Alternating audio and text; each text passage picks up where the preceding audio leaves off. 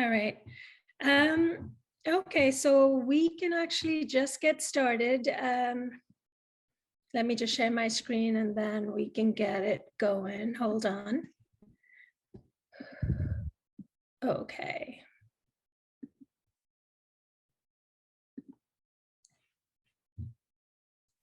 Can everyone see my screen? Jeffrey, can you see it? Yes, I see it. Okay, perfect, because I won't be able to see the participants while I'm presenting in the presenting mode. So just ping me, and I think the chats come up. Yeah, so I guess if any questions come in the chat, I'll also let you know. But yes, feel free to drop questions in the chat, guys. Perfect. Yes, thank you, Jeffrey. And yeah, feel free to chat and raise your hand. I hope I can see it if that happens during the session.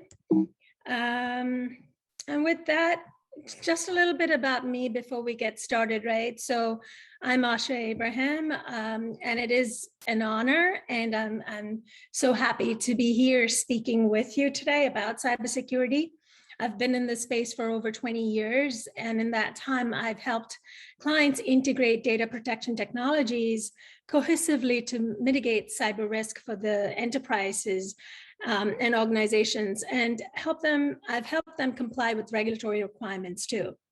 I now lead the cybersecurity practice at my technology consulting firm, which is HubSpire, and we address the essential elements of cybersecurity from strategy, governance, enterprise risk management to controls architecture and implementation, both internally and for our clients. I live in Upper Saddle River in Jersey with my husband, our 2 boys, and our pet Rottweiler named Tank. You'll see a few glimpses into my family on this slide. And some of the key topics that I want to cover during the session with you guys is the basics of cybersecurity, right? What that is. And then we'll get into how to go about building a career within this space, right? And then we'll also cover how to best keep yourself safe in cyberspace, right? We'll end the session with questions and answers, but this is not meant to be a presentation, right? This is supposed to be an interactive session. So I will rely on you guys to make it as interactive as you want it, right? And with that, let's start off with covering the basics about cybersecurity, what this is, right? Let's define that, get on the same page about this term, right? And cybersecurity, to understand it, you have to understand the context in which we operate today, right? Today, in our digital economy, the market value is tied to data, to intellectual property, and to technologies that drive the economy today, our digital space, right? These are the tangible assets that need protecting. And the World Economic Forum publishes a global risk report. And in that report, they've been ranking cybersecurity failure as a significant global risk for the last few years. So organizations have to secure their technology infrastructures despite the manner in which we operate today, which is anytime, anywhere, any way. Right? We need access to information. It's there on our phones and it's there on our fingertips. And, you know, we use multiple channels and it's almost like instant gratification. We don't need to kind of go to a library to kind of research terms that we don't understand. It's a Google search away, right? So with that kind of access and digital infrastructure, the threat vectors are just growing exponentially. So cyber resilience, or your ability to protect yourself and recover from cyber attacks, is a choice. And it's a business imperative, right? It has to be something that they think through and decide on before they get into a spot where they have to kind of respond. So what is cyber risk, right? And in today's digital world, technology domains actually converge to enable business at machine speed. So cyber risk is the risk that technologies, especially the ones that are connected to the internet, introduce into your environment, right? And technologies are primarily grouped into 3 different domains. You have IT, you have IT, which is information technology, then you have OT, which is operational technology, and then you have consumer technology. IT is basically computing resources and connectivity for processing and managing data to support organizational functions and transactions. This could be systems like your HR system, your Salesforce, your payroll, ADP systems. It could be your storage and SharePoint, infrastructure, or any digital solutions that organizations and enterprises use. Operational technology, on the other hand, is industrial in nature. It deals with machines that affect the physical world, right? Examples here include traffic lights, power plants, oil rigs, manufacturing assembly lines. They actually value different dimensions of security, and we'll cover that in a bit. And consumer technology is anything that is intended for everyday use, right? Typically used in private homes, it could be things like the devices we use for entertainment, communications, and home or office activities. So how do you actually go about managing the risk that these technology domains introduce into your environment or the organizations that you guys are going to be a part of? And this is where the CIA triad comes into play, right? The CIA triad is a representation of confidentiality, integrity, and availability as unifying attributes of a security program that protects information and information system, right? So a security program has to think about protecting information and information systems in the context of these three factors, right? Confidentiality, what is that? It is about preserving authorized restrictions on access and disclosure, including a means for protecting personal privacy and proprietary information. So this is basically making sure that anything that is meant to be secret stays secret, right? So those are the kind of protections you would have to afford when you're thinking about protecting confidentiality of a system. Availability is basically ensuring timely and reliable access to information when you need it. And integrity is about guarding against improper modification or destruction and ensuring that information stays accurate and authentic. So these are all of the security controls that you could think about, or risk treatment strategies that we have, is to protect one or more of these dimensions, right? These are like almost like the primary colors you have, right?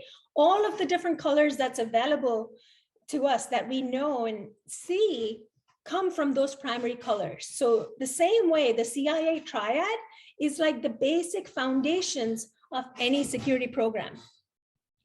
But what we have to understand and realize is that the purpose of a security program is not to protect the organization from a breach, because that is an impossible goal. It's only a matter of time before a breach happens, right? It's not if you'll be breached, it's when you will be breached, right? Which is why nowadays there's a push for being cyber resilient, being able to kind of bounce back from an attack instead of like preventing the attack, because you can't really prevent it anymore, right? So given that we know that, the purpose of a security program is to balance the need to protect with the need to run a business, right? Businesses are not there, or they don't exist to securing everything, right? They are there to make money. So, it's a cost and benefit analysis, right, that will inform the priorities of a security program. So what are the organizations expected to do if everybody knows that a breach is inevitable? Well, they are expected to create consistent, adequate, reasonable, and effective controls that are credible, defensible within their stakeholder communities, which could include shareholders, regulators, and their customers. And they're also expected to spend the right amount of money on the right things in security. But to do all this, you don't have to kind of start from scratch or reinvent the wheel. There are industry standards and leading practices and guidelines that can be leveraged to create a framework that is tailored for an organization to manage their cyber risk. the visual that you see here is actually sourced from the NIST cybersecurity framework. If you look at the color coding, right, the rows that you see colored the same way, they are basically functions or foundational capabilities that allow you to build a holistic cybersecurity function within your organization, right? So, you know, say for example, if you want to be able to protect your organization or your enterprise adequately, some of the control requirements or protective measures you would have in place would include things that they've listed in the categories that you see on the slide, like identity management and access control. It would include awareness and training. It would include data security mechanisms. It would include information protection processes and documented procedures. It would include the way you maintain your digital infrastructures, and it would include protective technologies that you may have in place, right? So all of those different categories of controls allow you to protect your environment, right? And each of those categories have underlying controls, and controls are almost like safeguards, right? It's almost like a, you know, there's many different ways to treat, say, a cold. You can just rest it, like, you know, rest it out. You can actually take something for it. You can, and if it's consistent, it doesn't leave you, you can actually go to a doctor. You may have to be admitted, you know, so there's many ways to treat a condition or condition where you're not well, where you're not healthy, right? The same way, risk treatment or security controls are safeguards you can have in place to prevent being compromised or being breached. Does that make sense? Any questions so far? Does this resonate with you guys? Yeah, feel free to unmute yourself if you'd like to ask a question. Yeah, please. Okay, so I think this resonates. This makes sense. I think All Mary said, oh, I think she just said yes to your question. I don't know if she wants to ask a question. Okay, good. Yeah. All right, so, you know, so this is like a framework that allows you to think about the space and the different security capabilities in a holistic manner. So you're not thinking about it in a silo or in a, you know, in a pocket, right? So these are all of the different things that you have to think about. It's like holistic treatment strategies, right? So that's what I'm saying. So you don't, you know, cybersecurity is a very broad space, but you don't have to be overwhelmed because there are industry standards and guidelines that can be used to help secure organizations and organizations, right, manage their risk better.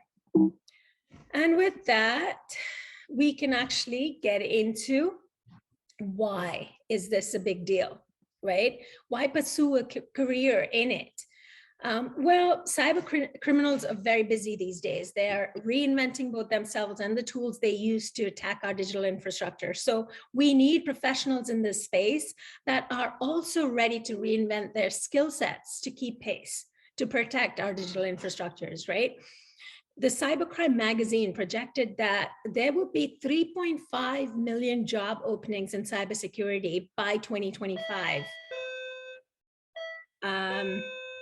Hold on one second. Let me just text my son to open the door. I am so sorry.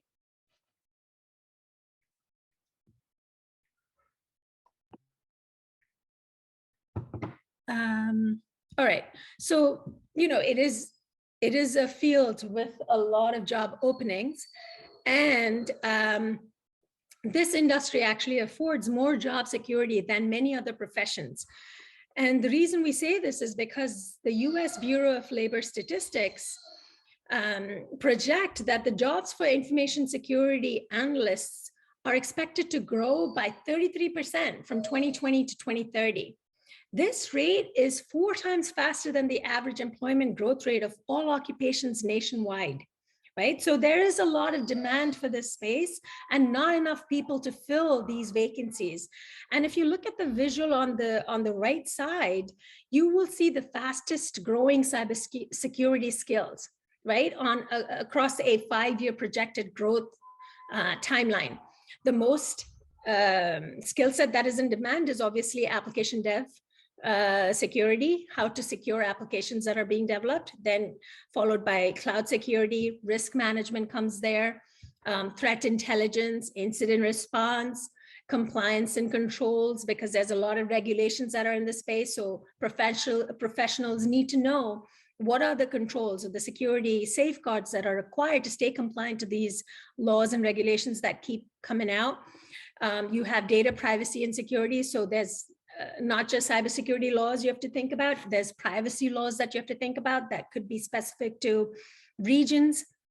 And in case of the US, every state is coming up with its own privacy requirements, right? So staying compliant to all of that come under this domain as well. Access management is big within this space, only because, you know, it's not cybersecurity, because it's the digital realm, it's not something that you can actually protect with firewalls anymore, right? It's not like in the olden days, we used to have a castle with the castle walls and a moat around it, you know. So when you bring that into the digital realm today, it's not just organizations and the information within it that needs to be protected. Everybody is online. We live our lives online now. So organizations have to work with, say, their remote workforce, which connect to their systems from their houses across the globe. They could, you know, employees could be accessing enterprise systems from anywhere on the planet, right? They have to do business with their vendors and their third-party suppliers, which could be anywhere on the planet as well. So, you know, it's not just the boundaries are not as clear as it used to be before, which is why identity is now viewed as the parameter, the new parameter, right? So access management is pretty critical to securing the cyberspace. Then you have cyber or security strategy and governance and health information security as well. So these are some of the domains within the space that have you know, really high demand right now. The source is actually included within the slide on that link. So when you get a copy of this presentation, feel free to explore. And what are the typical salary expectations, right? Now, according to the US Bureau of Labor Statistics, the median annual salary for information security analyst is around $102,600. Now, this salary is more than double the national earnings for workers across all other industries, which comes to about $45,760, right? So careers in cybersecurity not only has, you know, not only gives you a job security, because there's so many ways you can actually travel in this space and navigate this space, but it also gives you a relatively high income, right? So there is demand and they compensate you well, right? So these are some of the perks of being in this space. And then there are actually tools that will help you navigate this this career pathway, right? So actually the CyberSeek career pathway, the link that I've included, the first one, it provides job seekers, whether you're a student or you want to start your career in cybersecurity, or you're already working in this domain, a detailed, actionable data set about the cybersecurity job market. The second tool is also very similar, except it's interactive, and it will actually show you all of the different job roles that exist in the market out there today that is similar, that have common skill sets and knowledge base and abilities, right? So, and then it also has salary ranges and actually open roles. We'll go into this in a bit. The other thing I wanted to highlight about the second tool is that this actually provides the job options or career pathways in the context of the NIST cybersecurity framework. So, remember the 5 functions that we covered before: identity, protect, detect, respond, and recover. These are the capabilities that any organizations will have to build out to be able to protect their organizations or enterprises adequately, right? This is one of the frameworks. Most of the frameworks have significant amount of overlap. NIST is the one that is most commonly used in the US. But what I'm saying is that this tool actually presents the job options or your career pathways in the context of that framework, right? So it is a pretty nifty tool. I'll go through these just to give you an idea. And once you have this, feel free to play around with it. And so this is the first tool, right? So this is CyberSeek. And the way this is presenting the data set is basically the roles, right? So I started out my career as a network engineer, right? So within networking, I didn't, back then, cybersecurity was not a thing, right? This was not a term that was even out there, right? We did all of the things that a cybersecurity professional does as part of normal IT hygiene and operations or engineering, right? So if you're in that space, these are the different roles within cybersecurity that is open to you, right? You can actually go into these different roles, and these are the entry-level roles. And once you say you start as a cybersecurity specialist, you can actually go into, you can grow into one of these mid-level roles, right? So if you want to actually click on it, and if you're starting there, these are some of the pathways that are open to you, right? And then actually, if you click on the cybersecurity specialist and you scroll down, you'll see what the average salary is, what the common job title is, what is the requested education. This is actually mining, and this is a tool that is updated real time, right? It actually mines the job market that's out there on the internet. And then it gives you this information, right? There are over 9,000 jobs that are open for this specific role. What are the skill sets? What are the common framework categories? Remember the NIST framework? That this is actually something very similar. So it tells you, these are the different controls or capabilities that you have to be familiar with, and you're protecting the organization or helping build the organization around those capabilities, right? Top skills required. And then so say, for example, you're coming from a systems engineering background, so you can actually play with this, right?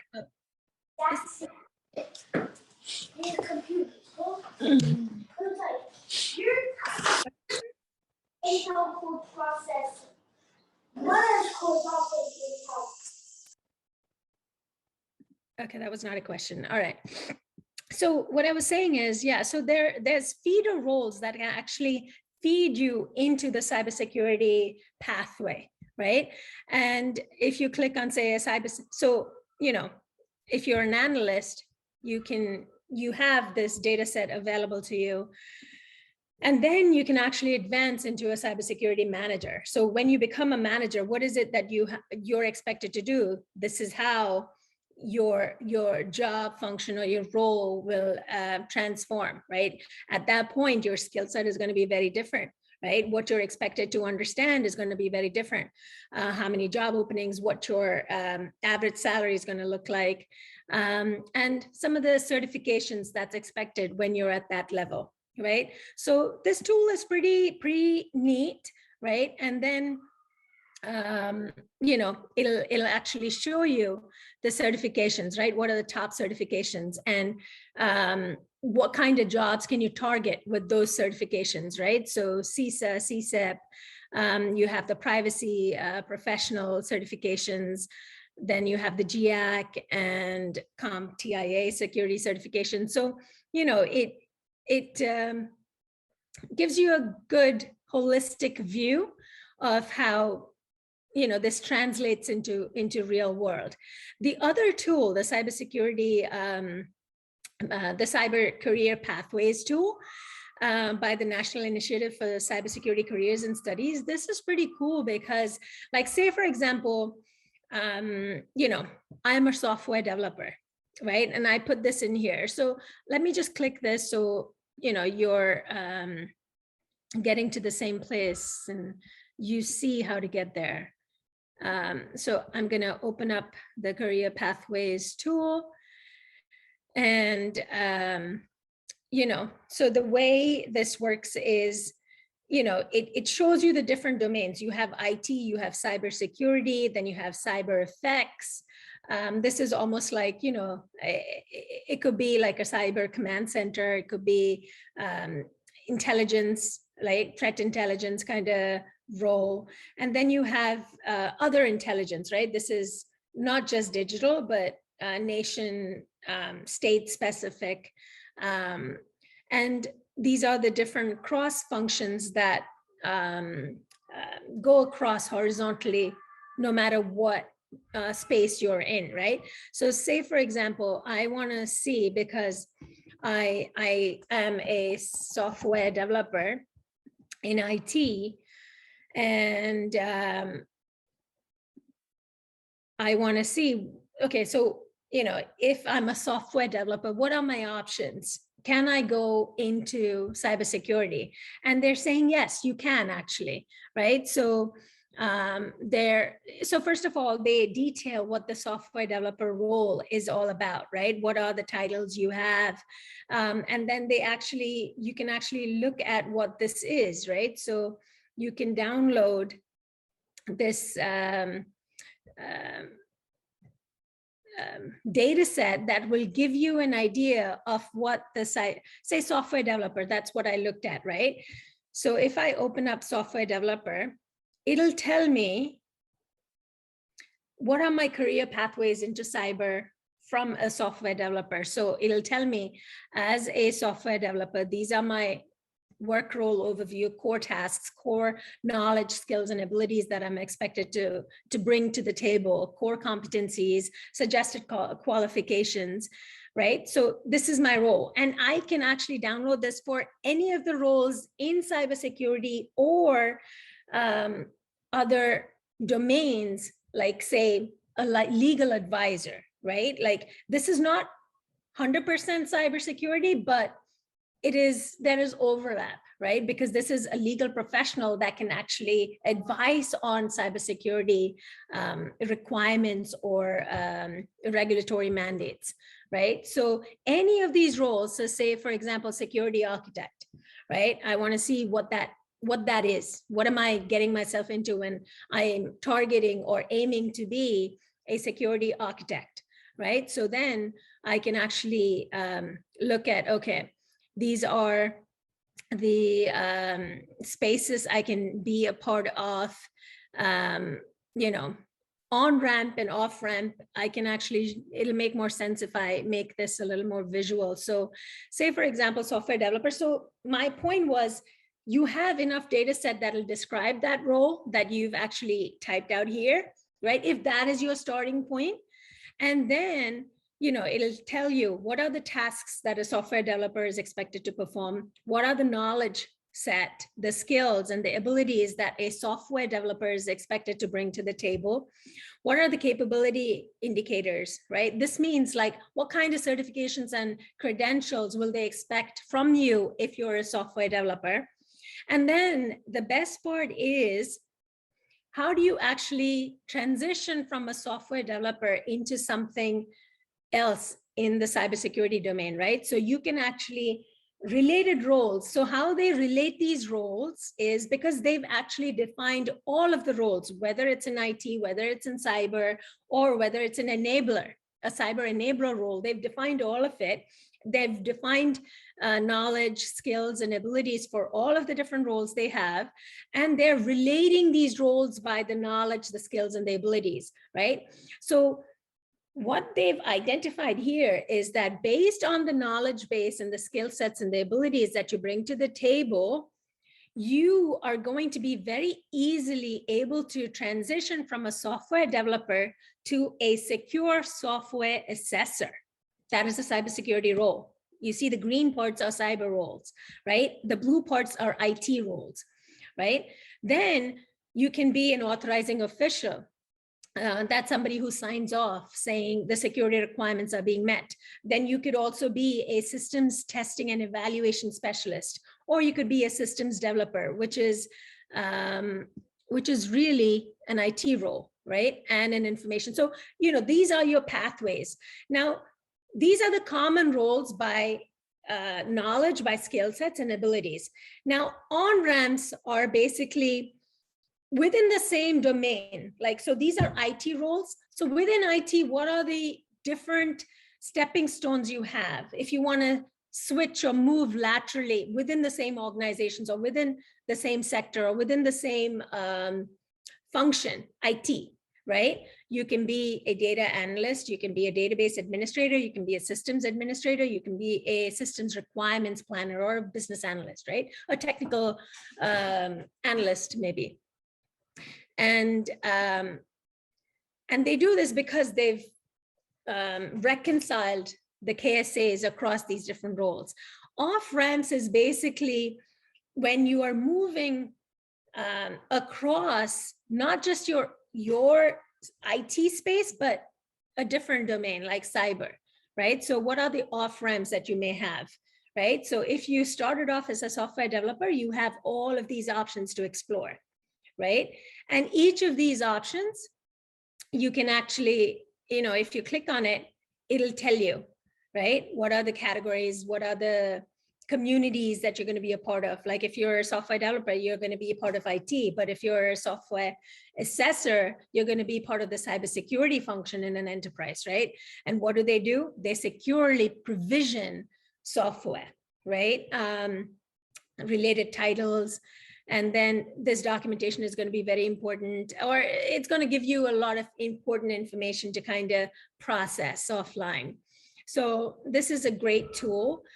And, both these tools are pretty neat, right? And the other thing is both of these tell you open roles that you have in the space too, I would think. So actually, if I just say,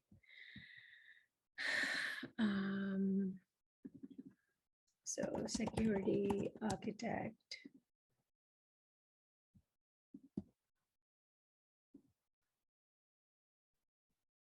And then I want to look at enterprise architect can move into security architect. Do I have,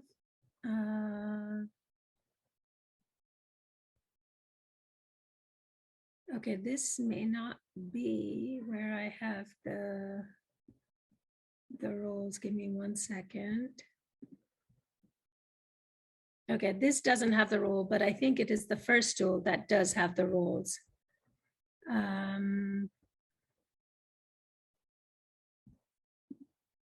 The open roles, I mean. So say, for example, I want to look at cybersecurity architect. Yes.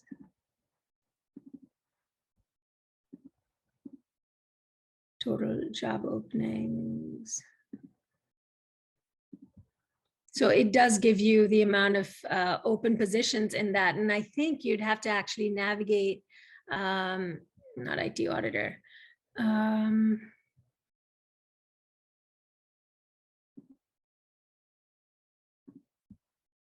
You have to go back to the parent portal to kind of get an idea of where those jobs are located, right? And then I'm not sure if this is federal or it's everything together, but you have an idea of, yeah, it is total cybersecurity openings. It's not just federal, it's everything across, and it gives you an idea of, which of the places have the most openings that you can then focus and look for these postings. I'm going to pause there. Any questions so far? Does this make sense? Do you think this is useful? Did you know about these tools?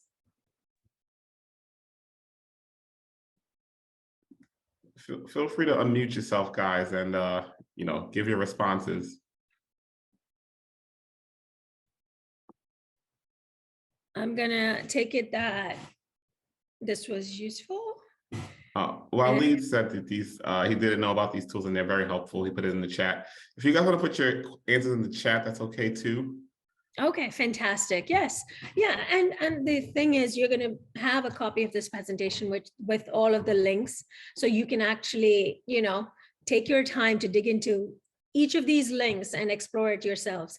And I have my contact information as part of this deck as well. So feel free to reach out to me offline if you have any questions. I can be reached on LinkedIn as well. So yeah. I know this may be a lot of information to process at one go. So, at your time when you process this and you have questions, feel free to reach out.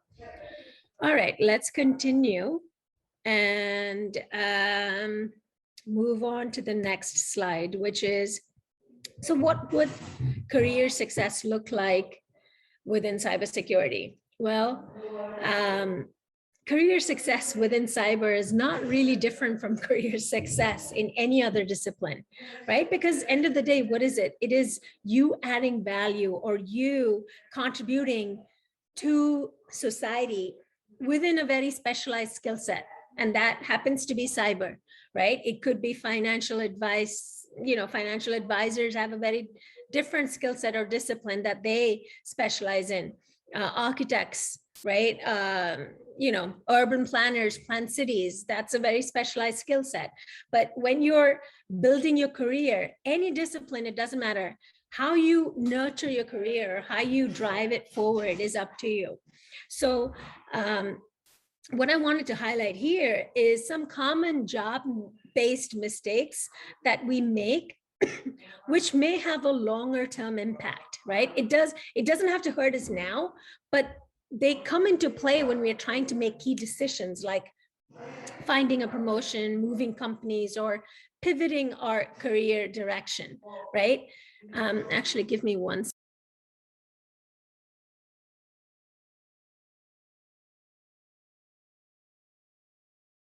Sorry, my boys are back from school, so house is a little more noisier than expected. Anyways, what I was saying is, yeah, so, some things that we have to keep in mind as we navigate or we drive a career. We need to have direction, right? So you need to have a career compass, right? You need to know where you're going and why you're going there, right? That's something that you have to define for yourself. Where do you see yourself thriving, right? What is it that interests you, right? So those kind of things make a difference. It's like not having a destination to put into GPS, right? You don't have to know the actual destination, but at least you need to know the direction in which you want to go, right? So this way you can move towards, you can make progress. So having a direction makes a big difference. Then you need to know about yourself. You need to know about what you care about, what your value proposition is, what your strengths are, so you can play to them, right? So knowing yourself is key. And then, it's confusing hard work with performance. Now, this is mostly true for professionals that are older, but time and effort does not equal key performance. They're not key performance indicators anymore, right? It's the value you create or the output that you generate that's more important, not the time you spent. You can clock in and clock out, but what did you do that was useful to your employers or the organization or the enterprise that you're a part of, right? And then having mentors. Now, this is important because you don't have to repeat the same mistakes. You don't have to reinvent the wheel, right? You can actually learn from other people's experience, right? Having mentors or role models in the space that you see yourself playing in helps you, because it helps you navigate a maze without with a map. So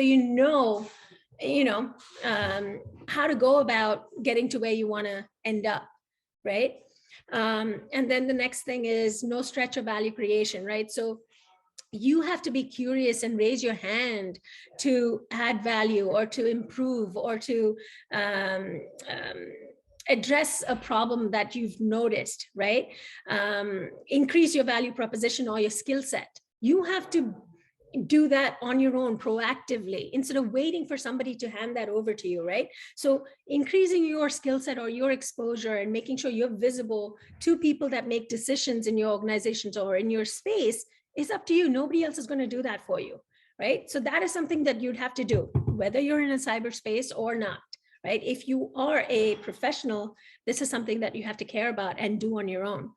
And then the other thing is not having an adequate amount of professional network. People are so key, right? You need to build your relationships. You have to invest in having a network, right? Not just personal network, but professional network, right? People that are in this space or that are in the competition. So you are getting a whole range of ideas, right, to work with, and inputs to kind of make decisions. And, you know, so this actually increases the diversity, not just, you know, within your relationships, but also your mindset, because, you know, having people that think differently from you or from different spaces, you know, professionally helps you kind of be more well-rounded in your approach to things, because a lot of these challenges are very similar, right? Because end of the day, every business, right, is still having to work with people, right? No matter what your discipline or your area of specialization is, some of these challenges are very common and they overlap across professional spaces. So having that professional network is key. And then you need to be able to pitch your ideas well, right? You need to be able to articulate your value proposition or influence decisions to move your agenda forward. So this is a skill set that is critical for you to have. So if you don't have it or you're not good at it, invest time on honing that, right? Practice with your peer groups or, you know, your mentors or within your professional networks. That's where you can leverage those relationships, right? Where you can actually brainstorm or pitch.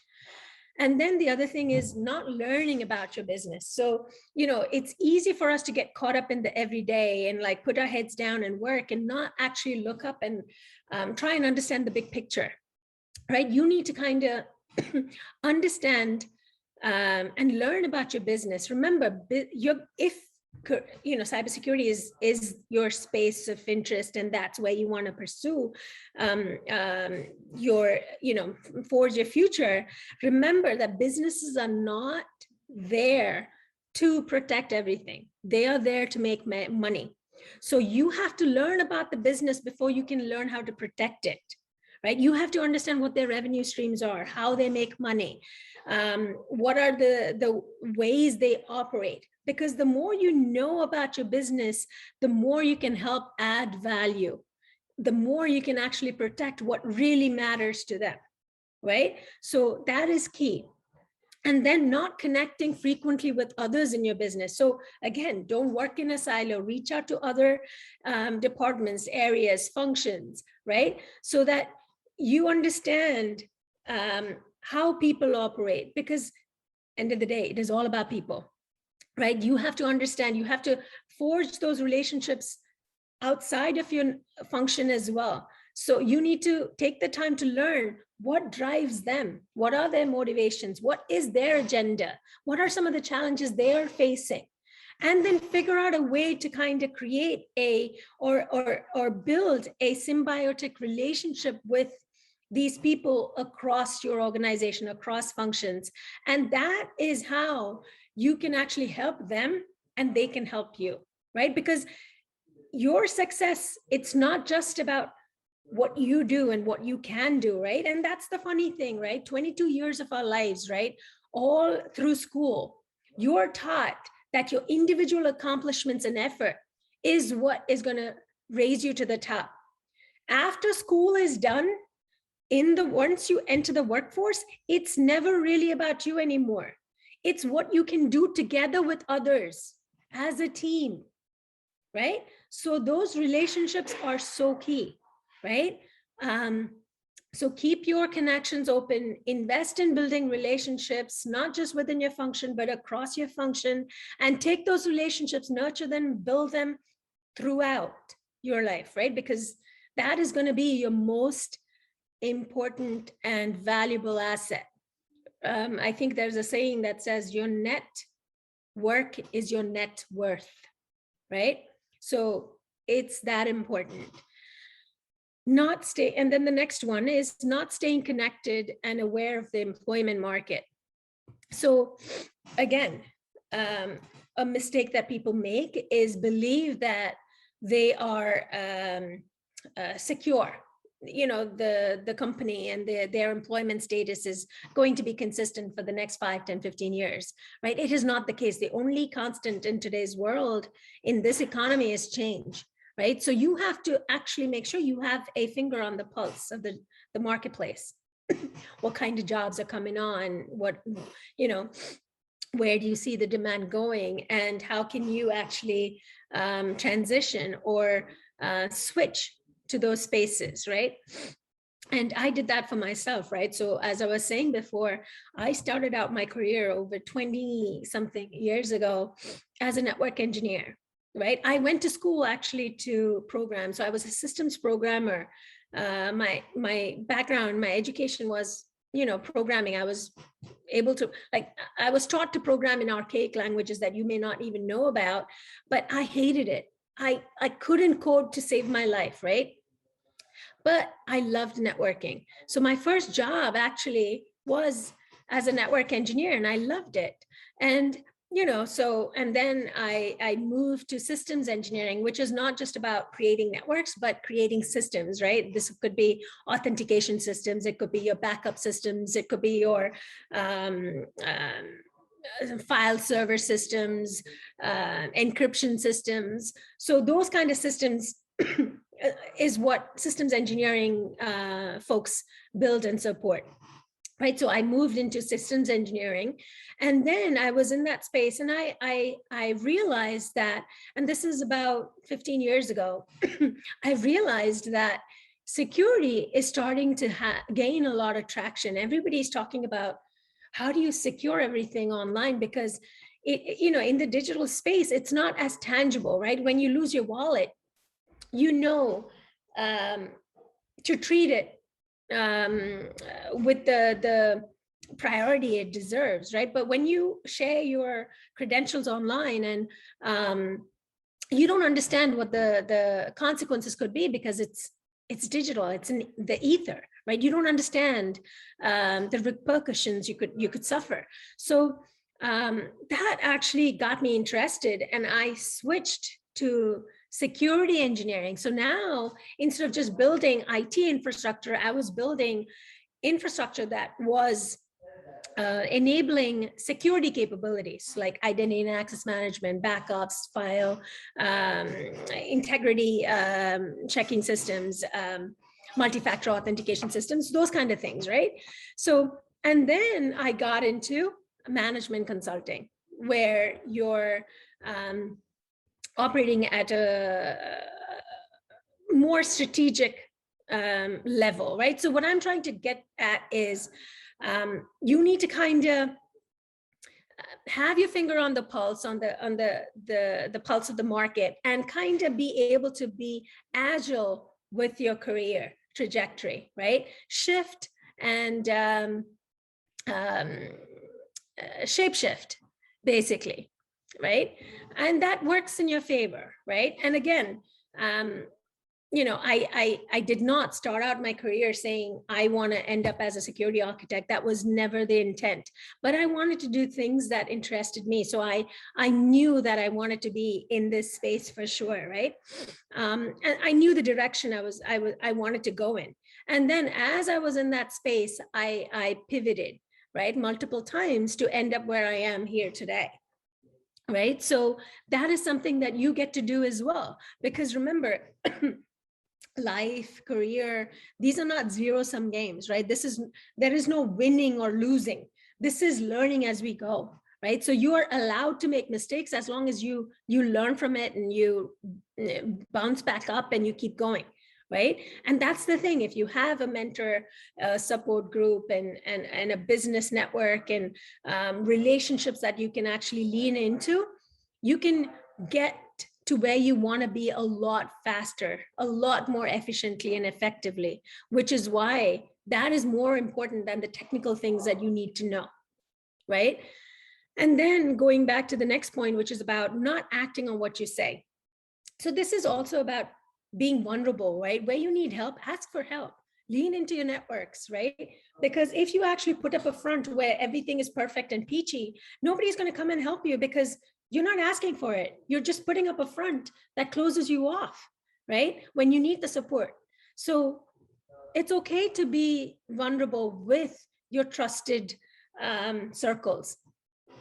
And then not learning to manage politics or not having an advocate. So, it's not just mentors that you need or role models that you need to have advocates or sponsors. Now, the way they're different is advocate is or sponsor is somebody that can vouch for you when you're not there, right?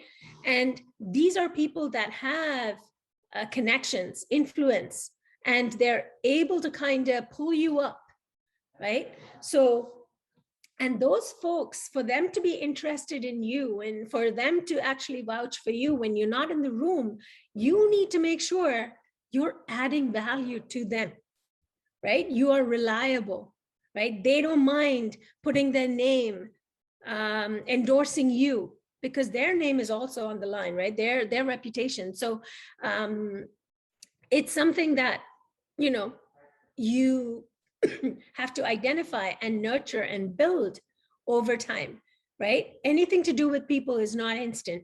It takes time. So, you guys have that. You're starting out. So remember, relationships, people, and identifying your mentors and your sponsors are very important. Having those identified and then start working to advance in those relationships. And then not managing to learn politics. Now, that is an inescapable truth. Any organization or enterprise you're going to be a part of there's going to be politics because, people run organizations and enterprises and there's always politics, right? But you need to understand to learn the rules of the game. You have to be able to play the game, right? You have to understand who are the influencers, who are the ones that can actually make decisions, who are the ones that actually just create the noise and strategize, right? Like who are the ones that that support you, who are the ones that push back on any idea that you bring. And if there are folks that push back on ideas, make sure you get with them as well, because you need to understand what are the things that they can push back on so that you can prepare, you can defend your ideas against those kind of pushbacks, right? So you don't avoid any of them. You need to work around all of them, right? So it's not as easy, but these are things that are common across careers, right? Not just cybersecurity. And each of these pointers are actually in this article that I've also included. So feel free to dig deeper and spend some time. And this is perfect for you guys because you're just starting out, right? So you've got this and you have this in the back of your head as you build out your careers. Any questions so far?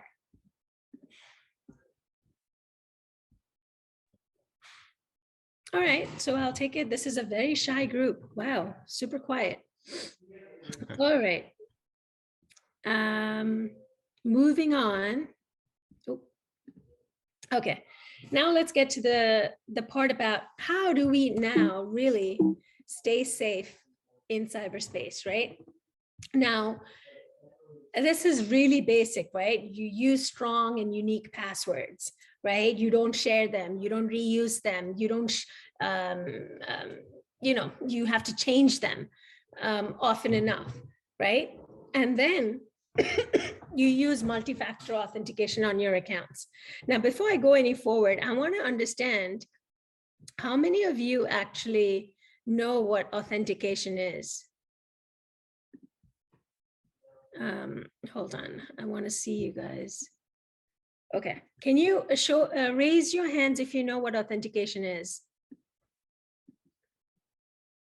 Waleed, thank you. Can you unmute yourself, come on video and just share to the team what you think authentication is? I lost you, Waleed. If you're shy, that's okay. You can chat it too. Did I lose Waleed? No, I think as people raise their hands, like he's adjusting up and down. Oh, okay. So I guess he doesn't want to speak, but Mary, you have your hand raised. Do you want to just either chat it or speak it out? Unmute yourself so we can hear you. So what do you, my question is, what do you think authentication is? Would it be verifying if something's real or basically where it comes from? It's close, but authentication is verifying your identity. It's verifying that you are who you say you are, right? So yeah, you got it. It's pretty close. But see, the thing is, right? Sorry, I have to go back a little bit. Yeah, so the thing is, in real life, it's a lot more easier to establish trust because, and you know, say for example, I see Jeffrey in real life at an event, right? I know Jeffrey. I know how he, like, you know, his physical attributes. He knows me. So we can actually, we already have a trusted relationship between us, right? So we can have conversations, we can engage in business transactions because we know each other. In real life, it's a lot easier because we have our senses to kind of guide us and support this, right? But in the digital space, it's machines that are communicating. So when machines are the thing that is communicating, how do you actually establish trust, right? How does one machine know that the other machine is trustworthy, right? So that's the thing about authentication. Authentication is a very complex mechanism in which machines verify the identity, right? And the reason, like I said before, remember, there are no boundaries anymore. Identity becomes the parameter, right? So verifying your identity is critical to access control, to controlling who has access to what, right? So authentication, if it has to be strong, there's multiple factors that are leveraged, right? You guys can still see my screen, right? Yes. Yeah, so to make sure that authentication is strong and it's harder for somebody to compromise your access account, you have to use multiple factors. Factors are just components that machines use to verify identity. It could be knowledge factor. This is something that you know. So your passwords actually fall into this category. Another factor could be possession, what you have, right? So your laptops or your cell phones could fall into that category, right? Then you have the inherence factor, which is something that you are. That's where biometrics come into play, your facial recognition, your thumbprints, your voice recognition. It could also be behavioral analytics, right? This is how your bank, when you are interacting with your banking portal, and you're used to only spending about $5,000 a month, and all of a sudden you're charging your card, like there's a $15,000 charge on your card, your bank is going to raise an alert. It's not going to allow that transaction to go through. Why? Because they've been monitoring your online behavior on this account. They know that the average or the typical behavior on this account is 5,000, is the max that this person on this account actually spends, right? So that behavioral analytics is also part of an inherence factor, right? Time can be a factor, right? So you can actually limit access based on business hours or business hours in a different region. It can be controlled by location, right? That's, again, to take the example of your online banking system, if you are logging onto your banking platform at 5 o'clock from New York, and all of a sudden at 7 p.m., at 5 p.m., you logged in from New York to your banking portal, and 7 p.m., you're trying to log in from Japan, the bank knows not to allow that transaction because there's no physical way for you to actually get from New York to Japan in 2 hours today, right? So location can be another factor. Now, multi-factor authentication is basically just using multiple factors, not just one, to verify the identity of the person that is initiating the transaction or carrying out that transaction, right? And what that does is makes it harder for that account to be compromised. So say, for example, you're only using passwords. That's one factor that the threat actor has to compromise before they gain access to your account and are able to do unauthorized transactions on your behalf. Does that make sense?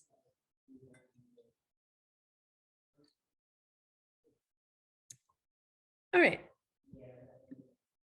Yeah, okay. Yeah, so it's basically defense in depth, right? So you add more factors to make your account more protected against cyber attacks.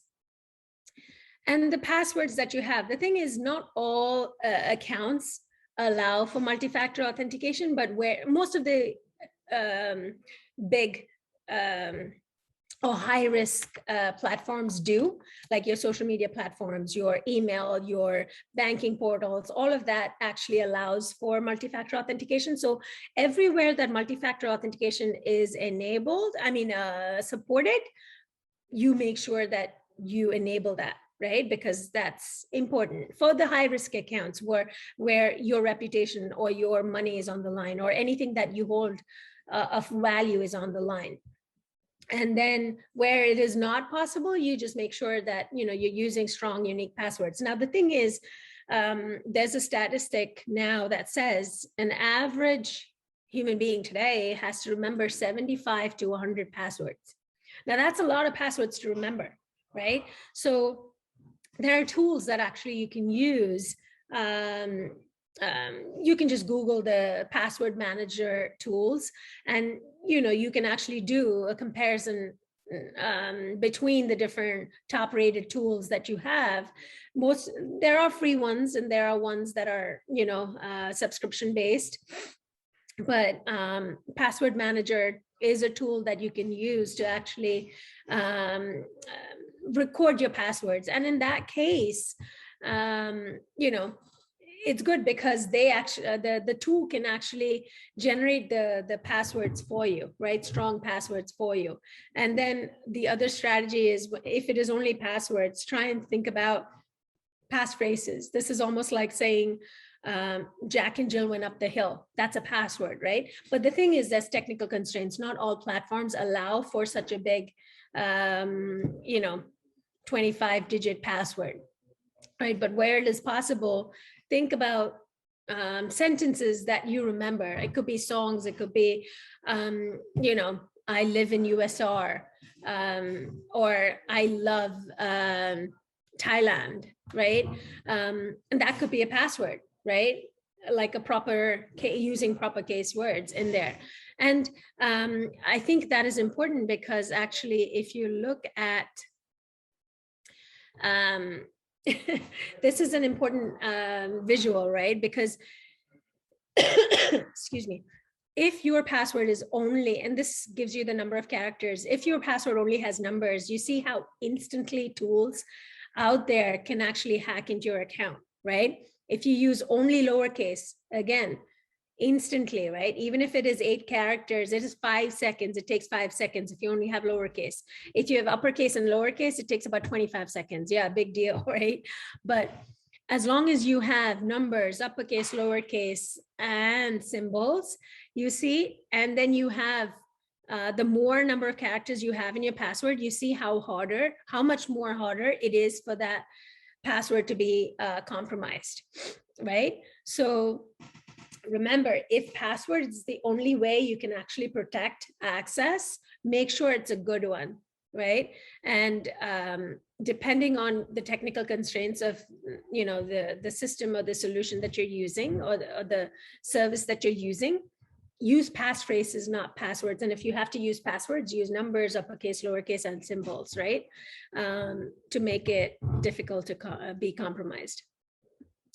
And then coming back to staying safe online, so 1 and 2 we covered, right? And number 3 is basically making sure that you keep your software updated, because threat actors, once they compromise your account, they're coming in, they already have access to your system at that point, right? Or the service that you access at that point, because your account is now compromised. What they're going to do is try and see what are the vulnerabilities on your system, right? What are you exposed to? And then they try and exploit that, right?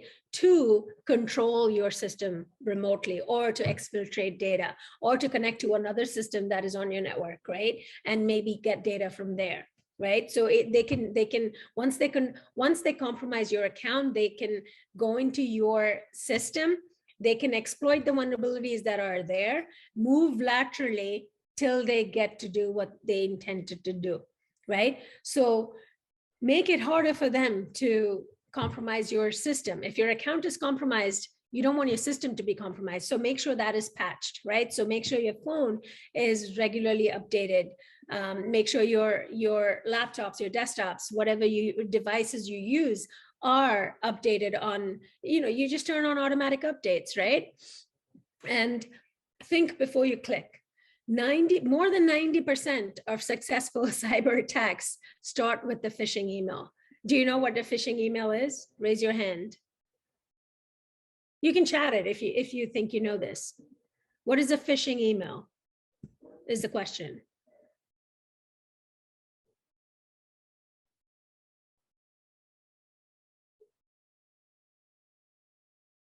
Well, it's basically an email that is sent to you. It's a targeted email that is sent to you. Yes. It's an email pretending to be a company or a service requesting personal information to get into your account. Link created to look like a real company. Email asking you to click a link from a false provider. Absolutely. These are all correct. So basically what's happening here is I just got actually a text. I think I deleted it, but I got a text saying $500 was charged to your account. And if it's not, you click here, right? They're sending text messages that make it so realistic, right? And if you don't think about it twice and you're like, wait, what? And then you click on it, that's it, game over. Because if you click on something that is unsolicited, you don't know what you're downloading to your system, right? You could be downloading something that allows them control of your device, or you could be allowing somebody to exfiltrate data from your phone, right? Or your device, right? So be very careful. And this is very hard to do, right? And I'm in this profession for over 23 years now, and I still click on links. So it's not easy to do this, but be very conscious, right? If it is not something that you expect and somebody's sending you a link, call that person offline and say, hey, listen, what is this? Did you send me this? What is this about? Right? Make sure this is legit before you click on anything. Amazon's the founder, Jeff Bezos, actually the affair he had came into light because he clicked on a link that MBS, which is the Saudi royal family prince, actually sent him on his phone. So he clicked on an unsolicited link on his cell phone, which allowed them to get everything from their cell phone. And that's how his affair was made public. You can actually Google that, right? So what I'm saying is, even people like Jeff Bezos, who is very technical, he heads up the Amazon, which has Amazon Web Services, which is like, a very significant, strong player in the cloud space, clicking and falling prey to this, right? So you just have to be very careful about clicking on anything that you don't expect. And then what I want to actually highlight to you is we have a lot more resources than we know about, right? So the Cybersecurity and Infrastructure Security Agency, which is like a function of the Department of Homeland Defense, they actually have a whole bunch of cybersecurity tips that's available for you, right? Protecting against ransomware, against malicious code, against denial of service attacks, protecting your email and communication, mobile devices, your privacy, browsing safely, protecting or understanding patches and software updates. You know, there's a whole bunch of tips that they've published that is available to us, right? So I've included the link in on this slide. So again, when you get this, feel free to dig deeper. Hold on, did I?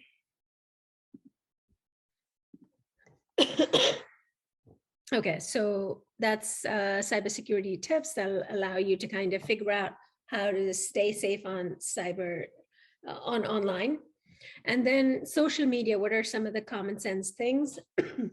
Limit the amount of personal information you post on social media platforms, right?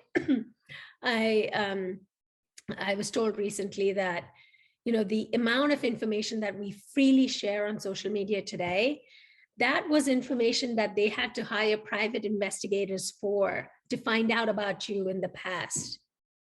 You see how much times have changed. That kind of information now is something that we don't even think twice about before sharing online. So limit the information of personal information you post, because remember that the internet is a public resource, right? And the internet never forgets, right? So be careful what you like, what you support, what you share online, because this is going to be stored and archived for the rest of time, right? See, when I was growing up, when my generation was growing up, we had the luxury of making mistakes and not having anyone that remembered it, right? Because we were stupid and, you know, we were all being stupid together, but there was no record of it. My kids, on the other hand, and most of the generation that's growing up now, they don't have that luxury because they are living their lives online. So any mistake they make, it's out there for available on public display, and it's there as a record for the rest of time. And it can come back to, if it's something stupid that they've done or shared online, it could come back to haunt them 10 years, 5 years, 10 years, 15 years down the line, right? So anytime you're sharing something, make sure it's something that you're comfortable recording for the rest of time, right? That you're not going to be embarrassed by it, right? And then be wary of strangers. Remember, the digital space is still just like the world, except it's digital, right? If you don't know them in person, in real life, you can't trust them because they're strangers. They could be, you know, it's easy to hide behind computers, right? It's handles and usernames, and these are things that can be made up, and you know, it's so you have to be careful. It's its own world. You have to evaluate your security and privacy settings periodically, right? You have to make sure you're comfortable with the way it is set up, right? Are you sharing with just your friends, or your friends and friends, their friends, or are you sharing it with the public? Is that something you're comfortable with, right? So make sure you're making these decisions in an informed manner, right? Because ignorance is not an excuse anymore. Information is a commodity. You have a supercomputer in your hands if you have a smartphone, right? Anything you want to learn about, you can today. So, you know, make sure you're comfortable with the security and privacy settings you have in place.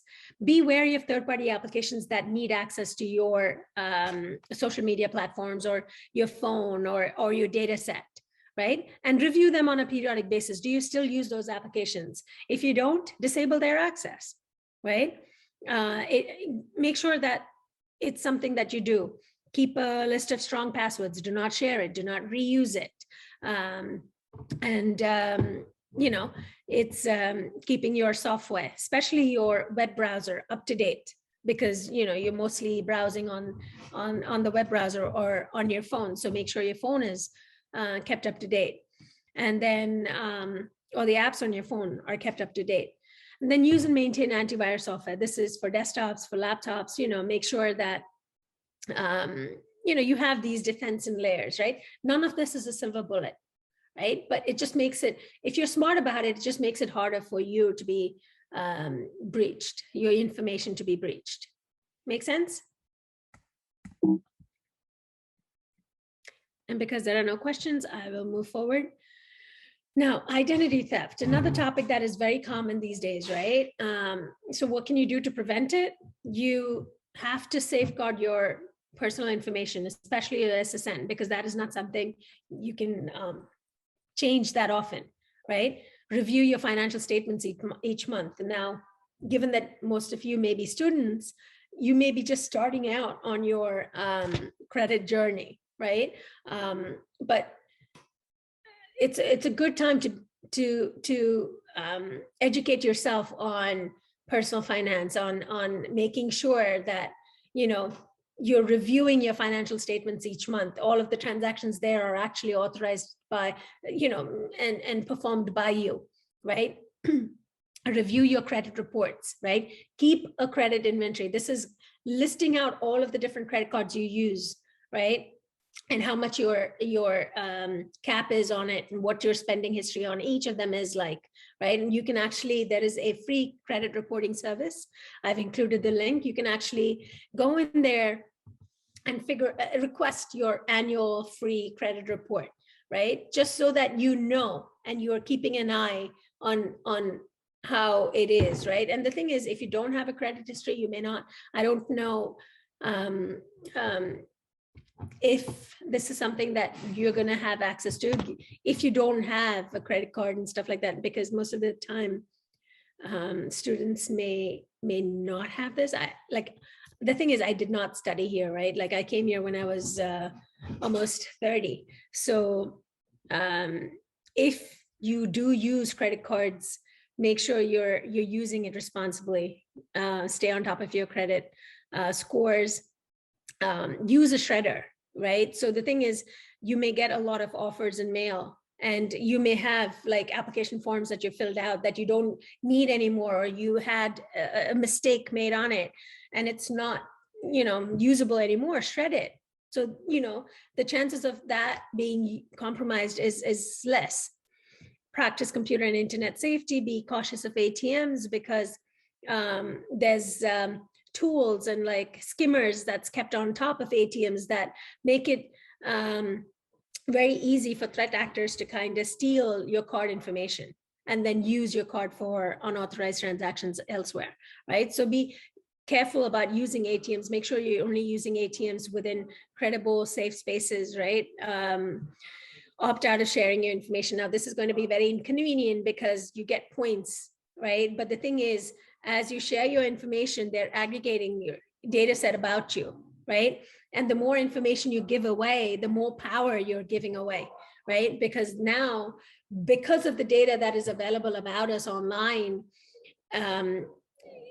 they're able to profile us. It's like profiling on steroids, right?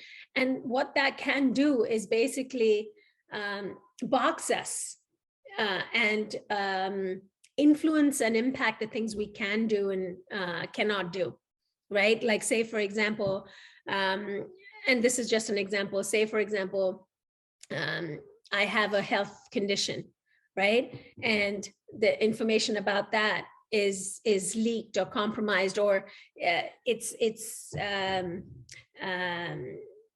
shared with people that didn't want them to see. It may affect my insurance premiums. It may affect my employment opportunities. It may affect my ability to get a loan. You see what I'm saying? You see how information that is available about you online can limit or impact what you can do with your life, right? So yes, this is all in the digital space and it's hard to kind of make that tangible, but this happens, right? So which is why you have to be very careful about sharing your information. Destroy your old PC's hard drive before discarding. And this is just basically taking a hammer to it, making sure it's physically destroyed before you throw it out. And then the next one is about, clicking on links that are unsolicited, right? If it seems like it's too good of a deal to be true, it probably is a scam, right? Especially if they're urging you to act now, or, it's rushed, it's probably a scam. And then stay informed. I've included a bunch of cyber resources in this deck with links that you can actually take the time to kind of explore on if you're interested. Now, say you or somebody you know were victims of identity theft, there are actually things that you can do to respond and recover from it, right? The site that I've included here, the links for identitytheft.gov. This is a trusted one-stop resource to help you report and recover from identity theft. So that's your, first stop. And then you may have to contact your credit reporting agencies. And again, they have all of these information laid out. It's pretty neat. And just go through that site, and then it'll give you a step-by-step process of how you have to go about that process. And then that brings me to the questions. But before I take the questions, I just wanted to give you a quick view into all of the different resources that is going to be very useful for you to kind of stay on top of the pulse here on cyber, right? So cybersecurity is a very fluid space because this is a very technical space, and technology is obsolete every 18 months now. It is very important for you to stay on top of things, right? It is not a space that you can just chill and coast. You cannot, right? You have to kind of stay on top of the game. I use Twitter, and I follow a lot of these influencers to kind of stay aware of happenings, of things that keep them up at night, right? So that helps establish credibility and stay in the loop on what's happening in the space. So I would highly recommend that you do the same, especially if you have an interest in this space. Start following influencers that impact or that are the legends in this space. And I would, and I have my contact information here, so feel free to reach out offline. I can also be found on LinkedIn. As you process the different information or content within this deck and you have questions, feel free to reach out. I'll be more than happy to kind of walk you through anything you have. And with that, I think I can take questions.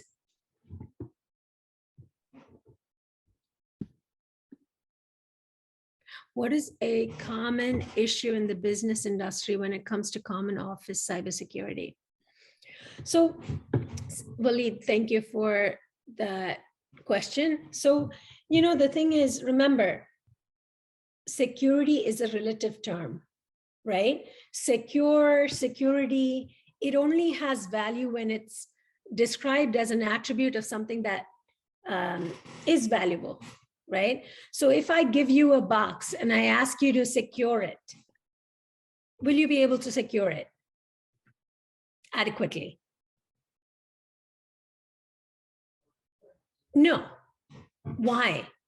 Because you don't know what's in it, right? How much it's worth. These two things are important to protecting anything, just like the business, right? So if I give you a box and I have $5,000 of jewelry in it, right? And I'm going to ask you to protect it, you are probably going to put it in a banker, or you can even put it in a safe in your house, right? That's a good way to protect it. That's adequate. It's $5,000, right? But say, for example, that is the Kohinoor diamond in that box, right? It is priceless. All right, that's like, I don't know, billions of dollars. Are you going to put it in a safe or in a bank locker? No, you're probably gonna, even if it's in a bank locker, it's not going to be in a regular bank locker. It's going to be in, like, I don't know, some Swiss account, or, you're going to have armed guards, in transit while you move this from one place to another, right? Depending on what's in the box and how much it's worth, your protection or your security measures will vary, right? So when you say what is a common issue in business when it comes to securing the office, it's not knowing what you have. What are your assets? What's your inventory? And how much is it worth, right? As in, how much are you willing to tolerate, right? What is your loss appetite or your risk appetite? Not knowing that is going to be very hard. If you don't know that, it's going to be very hard to protect it, right? So protect anything, because you don't know what you're protecting and how much to spend protecting it, right? So that's a common issue that I've seen, that businesses don't have an inventory of assets that they need protected, and they don't know why they need to protect it, right? Is it because they have confidential data sets on that asset, right? Or is it because it's a trading system and they lose money if it is down? Like, if it is down for a minute, they're losing millions. At that point, it's not confidentiality they're protecting, it's availability of that system that they have to protect, right? So knowing what to protect and why they have to protect it is key. And one of the common issues I've seen is that most businesses don't have a good handle on that. Any other questions?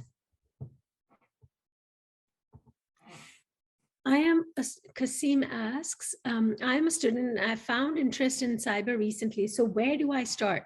I am unsure on what I should start learning or studying. All right. So what is your background, Kasim? Are you a first-year student? Give me more. Like, have you enrolled for like a bachelor's program or a master's program? Where are you in your student journey? Or are you in high school?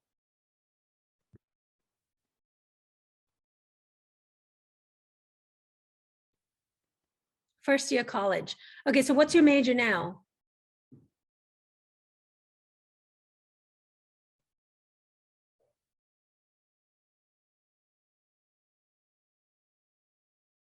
So while I wait for him to tell me, the thing is, if you want to get into cyber, remember, cyber is about managing risk that technology introduces into your environment, right? So if you can actually get the technical expertise or knowledge base, it's going to be a lot more easier for you to transition into cybersecurity.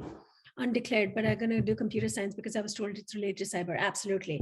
It's a great choice, right? See, the thing is, computer science will teach you a very broad base, cloud security. Yes, cloud security, big space too. I mean, high in demand. But what I'm saying is computer science, networking, information technology, anything technical will position you to transition into cyber a lot more easier than, say, if you were doing arts or and I'm not saying it's impossible to end up in cyber if you do a non-technical thing. I'm just saying it's going to be a lot harder for you to transition into cyber, right? Because you have to be very technical, right? You have to understand how these things work, how these systems work, how they communicate, right? Before you know how to fix them or how to protect them, right? So if you want to get into cloud security, Mary, I would making a career, early careers professional. Yeah. So, start with certifications, right? That allows you to kind of establish a baseline, right? This is it's not required, but it gives the employers a benchmark, a baseline of where to start the conversation with you, right? So if you want cloud security, there's certifications that allow you to establish your credentials, industry credentials there, right? And say, hey, listen, I have the certification. I know what is expected of me. I know the different ways that the cloud infrastructures can be compromised and what it would take to secure them. And you can start that conversation this way. And this is how I intend to provide value, or this is where I see myself helping out, or, position yourself in a way that you're adding value to your organization, right? But you need to understand the space in which you're going to be adding value or contributing to. Carolina asks, in cybersecurity, do you know as much as a hacker in order to be one step ahead of them? So that's the thing, right? Cybersecurity, it's always a catch up. You have to keep pace. The thing is, the hackers, they are looking for they can just look for one way in, right? And they can compromise the system. All they need is one way in. And the hackers, it's not an even playing field when it comes to cybersecurity professionals and cyber threat actors, because the cybersecurity professionals in the professional space do not have an unlimited budget. They do not have unlimited resources, right? They cannot secure everything all the time, 100% of the time, right? They cannot, right? That is an impossible goal.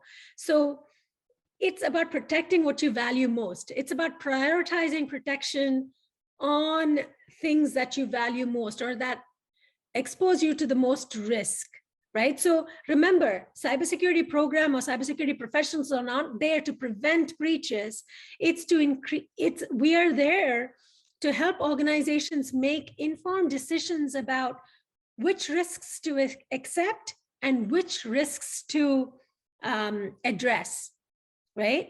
So how do you prioritize the limited funding you have? So yes, cybersecurity professionals will always be playing catch up, but if you think about this the right way, if you're able to prioritize your protection mechanisms on things that you value the most, I think you'll be in a better position, right? You'll increase your cyber resilience, basically. You'll increase your ability to withstand and recover from cyber attacks, not prevent it, but recover and minimize your damage from cyber attacks. That's what your aim should be. So do you need to know as much as a hacker? Well, hackers, you know as much as the hacker. It's just that the hackers find an exploit that you did not patch, and they use that to kind of compromise your system and then your network. So in terms of the knowledge base, it would be very similar, except they have unlimited resources at their hand. If depending on cybercrime and cyber threat actors, it's almost like an organization, right? It's funded. There's resources put behind them. So, depending on how much of an incentive they have to go against a target, compromise is inevitable. Okay, Mary said, I didn't know anything beforehand. I'm learning Google Cloud Platform and also learning what is required for security. Good, yeah. GCP is good. So yeah, the thing is, don't focus on just one cloud provider. The thing is, because different organizations are more mature with certain cloud infrastructures. So you have to be almost like a generalist when it comes to cloud security, because you have Amazon, you have Microsoft Azure, and then you have the Google Cloud Platform too. So you have to have a little bit of everything, and you have to understand, I think that is a consortium, it's called the Cloud Security Alliance, CSA.org, I think it is called. Let me see. It's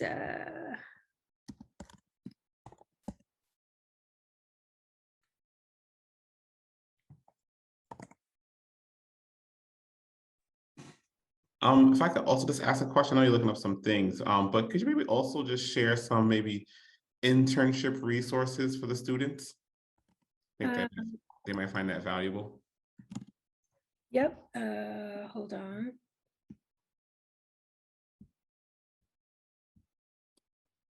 It's great to see the students are actually engaged with this Q&A session. Yeah. I mean, it's a great space to be in for sure, right? So yeah, the Cloud Security Alliance, right? So this is a frame, sorry.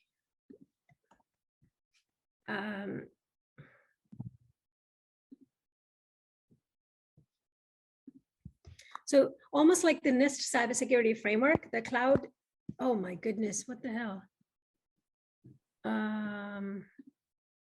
This gives you a framework for thinking about security in the cloud in a holistic manner. So let me put that on the chat.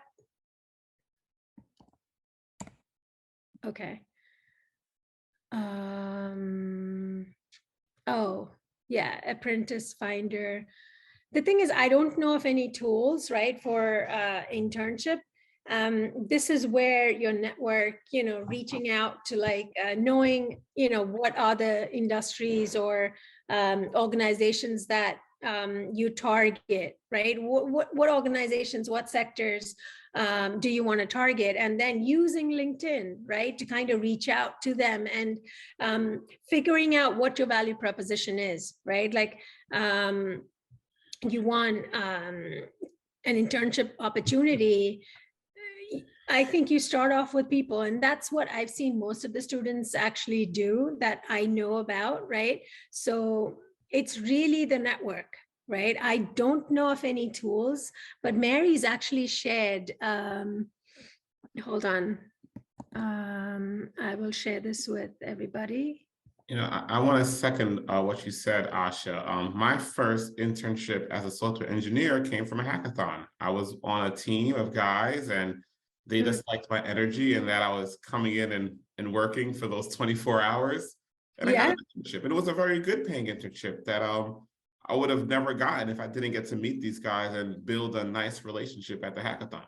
Yes, absolutely. Right. Remember, end of the day, this is all about people, right? And that's what I'm saying, right? You guys are students, you guys are starting out this journey. So meet people, right? And this is easy for you to do because you're just starting out and you just ping somebody on LinkedIn that you idolize or you see yourself becoming and say, hey, listen, I'm starting out on this journey. Can you give me 5 minutes? Can I take you out to coffee, right? Can you give me half an hour of your time? I'd like to learn about how you've gotten here. What are some of the learnings that you can share with me that may be useful for me, right? There's this really good book about meet 100 people. I forget who it is about. It's such an easy read. And this is what I tell all of the kids in my network, right? Meet 100 people. This is a book. I forget the author, but I heard her speak. Yeah, this is the one. I will give you this book.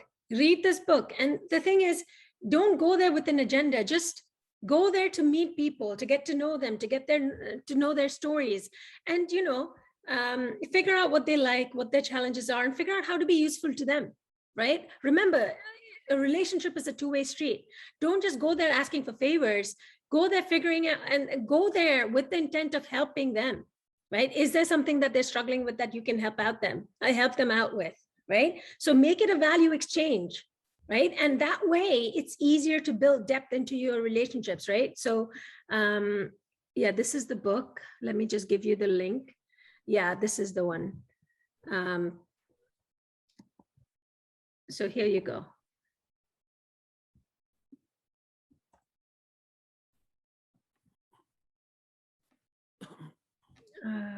Sorry, I just deleted everything by mistake.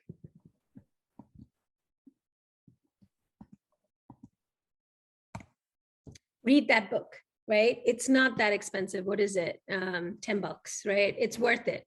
And it's an easy read. It's not even that many pages, right? So what I'm saying is, you're looking for internships, start meeting people. And not just internships. This is going to be useful throughout your career. Right. And then I think there was another question about. Excellent. Yes, I have one question. Sure. Yes, my name is Mohammad Nawaz. And my question is, like 3-4 months before I complete my CompTIA Security Plus certification, Mhm. and also I have CCNA certification. Very But good. anywhere I apply, because Mhm. actually I have no experience in networking and cybersecurity. And Mhm. anywhere I apply, like basic entry level job, he asks experience, but I don't know. Uh, Actually, I have no experience. What I show in my resume. Yeah, that is that is a vicious cycle, right? I see memes on that all the time now, right? Like you're asking for experience, but you just wait, are you a fresh graduate or do you have any work experience at all? Not fresh graduate. Before I have like odd jobs experience, not computer related. Okay. So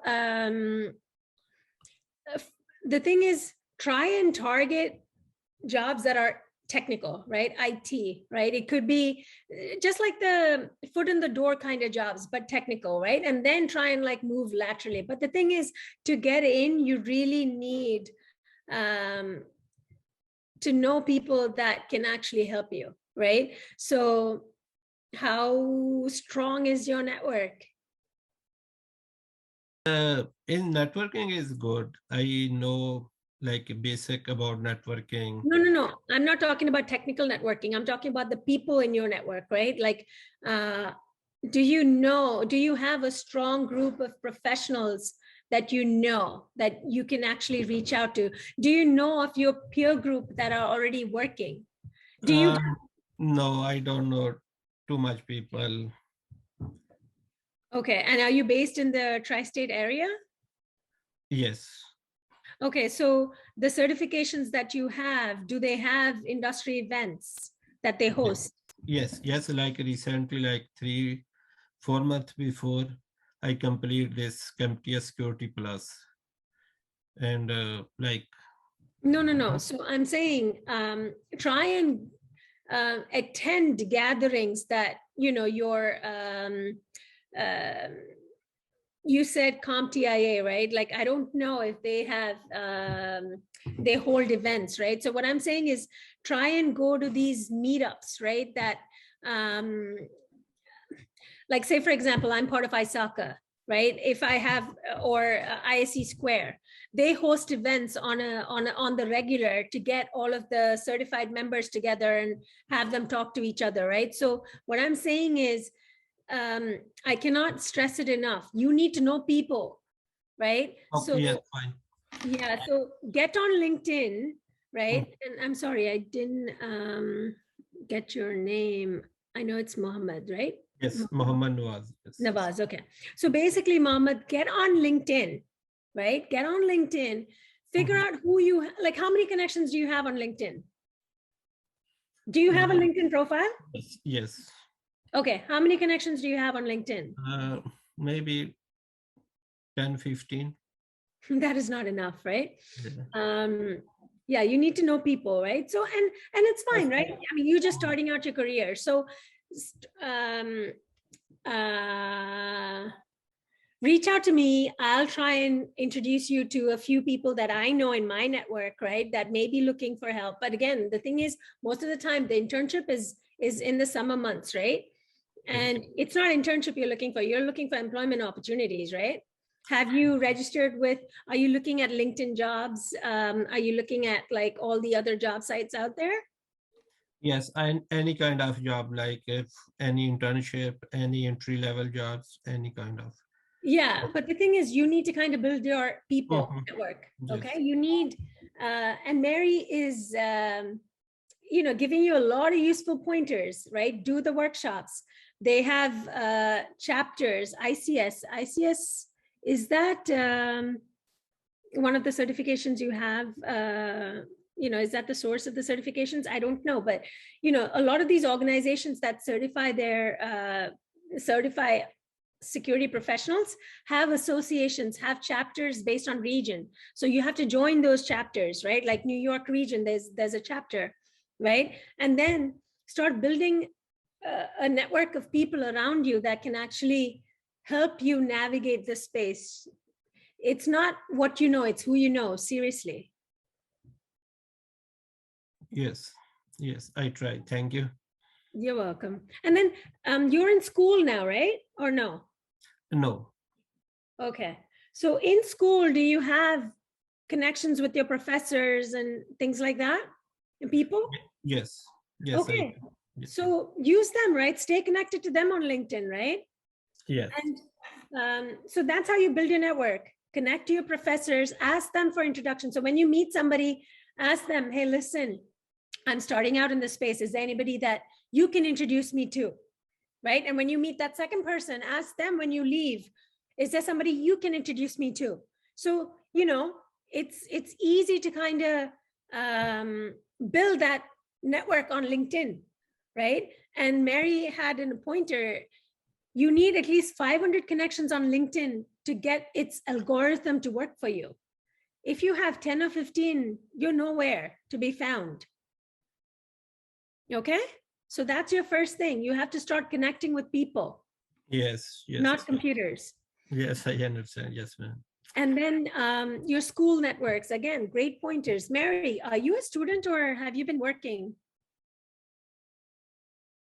I work in another industry, so I'm trying to make the pivot. I'm learning all of this right now. I learned a thing about LinkedIn yesterday, so I'm trying to go to the chapter meetings and learn as much as possible. Yeah. Yeah, no, what you're saying is freaking gold. That's basically what all of us have to do, right? Like focus on the people, right? Finding, learning, like expanding our networks, basically.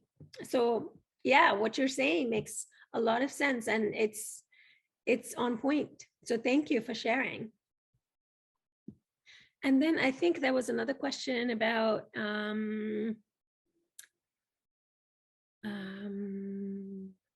is it best to start in a cybersecurity boot camp to get more knowledge and certified? See, the thing with boot camps, unless they can place you in a job, I don't think boot camps are very useful because I think there's a very narrow set of skill sets you can learn in 6 months, right? And organizations may not be looking for that specialization when you're ready for a job. You see what I'm saying? Right? So boot camps, they'll give you a good idea, but some of the organizations or institutions can actually place you after their boot camp. So I would prioritize those kind of programs. I hope that answered your question. Hello, everyone. Hi. Yeah, my name is Etienne. I Yes. just started the meeting, so I'm confused because I thought that I'm a French speaker, so my English is not very, very good. So No worries. I have been here for only 6 months. Okay. So that I try to improve my level in English, doing some English classes. So my appointment say that this meeting will be start at 8 o'clock. I'm very confused. 8 o'clock to, no, 6 o'clock to 8:30. So that is why I very confused. So what time do you start? We started at 6. We started at 6. 6? Yeah. But, oh, excuse me, where are you? I'm in Calgary and now it's 7:55. So I'm very confused. Yes, it's 7, we're in New York at 7:55. We started this at 6 p.m. I think you hopped on the call late. I don't think you were on the call at 6 p.m. Oh, what time do you have now? 7:55. 7:55. Oh, I understand now because I have 5:55 now. Oh, you're in a different time zone. So Yeah. it started at 6 p.m. New York time. So you're in a different, what time zone are you in? Or what country or state are you in? No, I'm in Calgary, Canada. Ah, okay. I'm not sure where Kentari, Canada is, but maybe you're you said it's 5:55, so you're maybe 2 hours behind, so you're in a central time zone. Yeah. Yeah. I mean, this call is being recorded and we're gonna put it up on YouTube. So, whatever you missed, you'll be able to catch up on. We're also going to share the deck. So don't worry. Asha also made herself available if you have any. Sorry, please, can you speak a little bit slowly? Because as I said, I am a French speaker. I have only 6 months in Canada, so my mother tongue is French, so my English is not very, very skilled. No worries. I said that the call is going to be recorded. We're going to put it on YouTube, so you'll be able to see whatever you missed. We're also going to share the presentation. Yeah. So you'll be able to see that. And Asha made herself available for any questions. Do you have any questions around cybersecurity or building a career in cybersecurity? Yes, of course. That is why I applied for this meeting. Yes. So what's your question? So the title of this meeting is Building a Career in Cybersecurity, right? Yes. Okay. So as I said at the beginning, I have only 6 months here. So I did some networking courses before. So maybe 5 years before. So now I try to improve my English level at some college in Calgary. After that, I plan to do one training in cybersecurity maybe in February. So I want to know more about cybersecurity program. So I know I have some networking training before. So like router, configuring router, something like that. So I have knowledge at networking computer. So I want to know difference between cybersecurity and networking, and why cybersecurity is better than maybe networking, something like that. Okay, so Etienne, is that how you say your name? Etienne is a French name. Etienne. Etienne. Yeah. Etienne? Etienne? Well, if it's Etienne. pronounced like you can. Etienne. I'm sorry, I'm probably going to say it No wrong. problem, no problem. Etienne. So the thing is, right? Hold on one second. I'll share my screen again. See, the thing is, it's networking and cybersecurity. It's not a comparison, right? Yeah. IT jobs, network engineering jobs are also in high demand. It's about what you like doing, right? Mhm. Where do you see yourself thriving, as in doing more, exceeding your own expectation for your career, Mhm. right? Yeah. What are you interested in? So careers are not chosen based on somebody else's rule set or somebody else's value sets, right? Yeah. Cyber is a good career to pursue if this is something that gives you joy, right? That you see yourself striving to succeed in. Now, pursuing cyber is definitely encouraged because it is a high-paying field. There is a very high demand for it because it's a relatively young field. Yeah. Right? Because Yeah. we are only starting to live online like recently in the last 20 years. Yeah. Right? So Yeah. people are still figuring out how to protect everything online in the digital space. So cybersecurity, including cloud computing, something like that. Yes, absolutely, right? So if I share my screen, give me 1 second. We covered this in the presentation, right? You have career pathway tools that will allow you to kind of figure out how to navigate this space, right? So actually, there's 2 tools that I've shared, right? It's the CyberSeek tool, right? This is a tool that you can actually use. I'm just opening up the link. You see, you said you're in networking, right? This is a feeder role. It's easy for you to transition into cybersecurity from networking if cybersecurity is something that interests you. No, I am interested by cybersecurity. I Yes. can confirm you. Yes. So you see, if you want to come into cybersecurity from networking, these are the possible options for you, right? Into cybersecurity, there's entry-level positions. Then you can grow into mid-level positions, which are the ones that are highlighted. And then you can advance into these different positions, right? I started out as a cybersecurity, as a network engineer 23 years ago, Yeah. right? And I'm a cybersecurity architect, right now. So Yeah. this is where I ended up, but I started here. I was actually, I was building networks, and then I actually went down. I started systems engineering, and then I became a management consultant. So I became a cybersecurity specialist, and then I became a consultant, and then I became what I am now, right? So you can actually figure out the pathways open to you. And like, say, for example, you choose to become, say, given that you have networking background, right?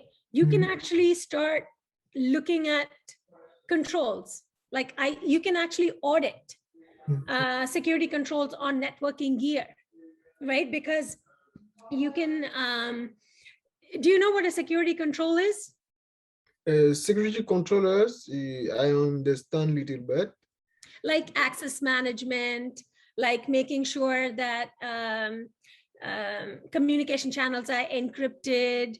Yeah, These are some of the things, right? Making sure there is multi-factor authentication applied to user accounts, things like that, right? Whether your network configurations are being backed up, whether you're actually managing configuration changes using change management windows and things like that. You see, those are things that you do today, right? As a network engineer, you have to follow change management protocols to change a configuration on, say, a firewall, correct? Yeah. So if you want to have some cybersecurity training, you have to go step by step, like I see on your screen: entry level, middle level, and advanced level. So you have to start by entry level, and in entry level, you have to choose one option. For example, cybersecurity specialist or something like that.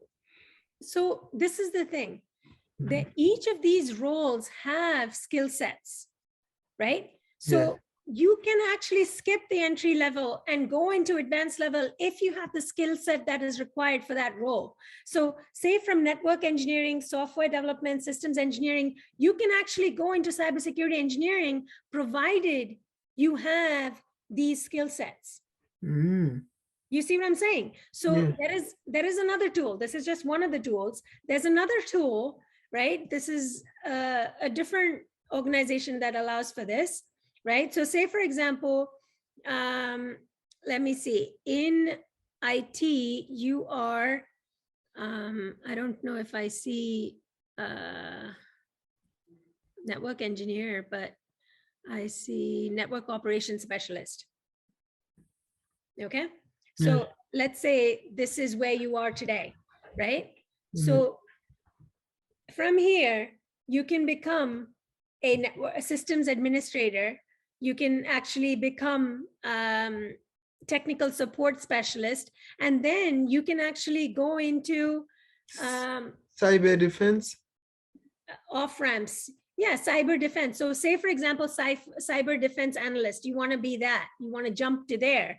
You just go into cyber defense, right? And you see what are the skill sets, the knowledge. Oh, actually, that will tell you, actually. So if you go into cyber defense analyst, you can actually choose that in here, right? Let me just choose that here. Cyber defense analyst, right? So this is what you're interested in, right? You choose that. This is what a cyber defense analyst has to do. Okay. What are the tasks you have to do? Are you comfortable doing these tasks, right? And then what are the knowledge base you need, right? These are the knowledge base you need. These are the skills you need. These are the abilities that they expect of a cyber defense analyst, right? As long as you meet at least 60 to 80% of this, you should be golden, right? So use these tools to kind of figure out all of the different roles that are available out there for you, right? And so say, for example, you start off as a technical, or what was it? A network operations specialist, right? Because I don't have a network engineer in here. I'm going to look at common relationships, right? So related roles. So what this tool has done is they've defined a bunch of different roles out there. Okay. They defined the knowledge, the skills and added abilities you need to perform these various different roles. And for a network operations specialist, the roles that are related that have a lot of commonalities are the ones that are actually listed here. So you can actually be a cyber defense infrastructure support specialist. Okay, so tell me, before the next question, tell me the requirement that you need to start a cybersecurity training. Do you need a strong knowledge at programming? Do you need a strong knowledge at, I don't know, database? Or what is the basic requirement that you need to start it? So cybersecurity, right? It's a very broad field. So you don't need to code. I cannot code, but I understand coding languages because I went to school for it. But what I'm saying is it's a very broad field, right? So if you look at the top skills that's in demand within cybersecurity today, you have application development security. This is the fastest growing cybersecurity skill set today. But that is only one of the available 13 here, right? As a network engineer, you can go into cloud security.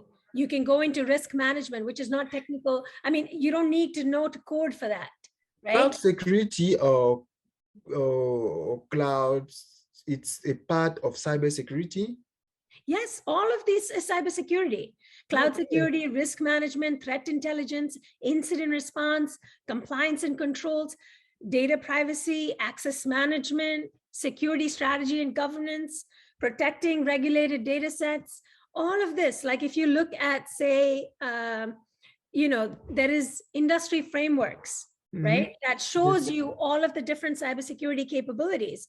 This is a very common framework that is used in North America, right? In America, US especially.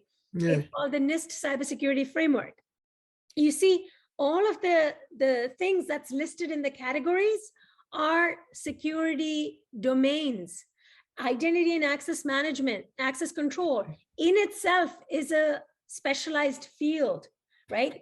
That in itself has hundreds, if not thousands of specific control requirements that go underneath it, right? So each of these areas are part of the cybersecurity space and domain. I understand. So you can choose one specialty like identify, protect, or something like that. Yes. But when we say cybersecurity fundamentals, what does it mean? It include all these kind of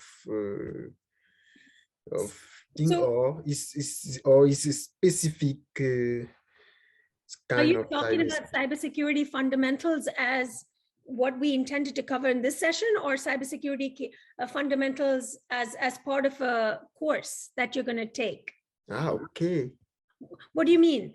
Because cybersecurity, what I intended to cover in this course is just to give you an idea of what is meant, or what that is about, right? It's about protecting your digital assets. Securing your digital assets. But prerequisites to that is knowing what your digital assets are and why they are worth protecting. Understand? So there's a whole bunch of resources that Mary is sharing on the chat. Guys, feel free to kind of copy and preserve that for yourselves, right? Because that is very useful, right? And it's like a ton of knowledge that you can use. And the other thing is, Teen, I'm happy to connect with you offline, right? We can continue this conversation offline. I can answer any questions. I can Okay, thank only you. because you missed the majority of the Yeah. session. So it Yes. may be hard for you to kind of catch up at this point, Yeah. but happy to connect So offline. do you have another meeting next time or something like that? Not right now, but I'm sure Jeffrey can speak to that. I'm sure. Yes, we do things with Asha, right? I feel like Asha's doing our third or fourth event together. So we Yes. do cybersecurity workshops around career building from time to time. So yes, there'll be more stuff for sure. Okay. So you said that this meeting you can share it on YouTube. Yes, I'll be sending up a follow-up email to all the attendees with the YouTube link and the presentation. And I copied all the resources from the chat. So thank you again so much, Mary. You were very helpful in this call. Absolutely. And so you'll get everything, Etane. Don't worry. Next time, Mary, I'm bringing you in to partner with me. Thank you. I learned so much. I'm so appreciative. Thank you. She deserves an Yeah. internship. Yeah, no, absolutely. Yes, well, okay, so maybe we'll start wrapping it up. Thank you everybody for joining on and sticking in, and I really appreciate just everyone's engagement towards the end. Asha, really appreciate you. There was one quick announcement. There is a cybersecurity program that the College of Staten Island is launching. I just want to put it out there for you guys. Let me just get those details. Just give me 1 second. Yeah, so the computer science department at the College of Staten Island is going to be launching a minor in cybersecurity and networking. There are 5 courses totaling 18 credits. So if you guys are interested, be sure to let me know. I'll also include the information about that mini course for you guys. And thank you for just taking some time to invest in yourself. Once again, Asha, thank you so much for making time to just teach the students. I know your time is extremely valuable and you're very busy. So just appreciate you making time for us. Of course, this is important. And happy to connect offline, guys, if you have other questions that we didn't get to address here. Yes, thank you so much. So everyone, have a good evening, and we'll be following up within maybe a day or two with that follow-up email.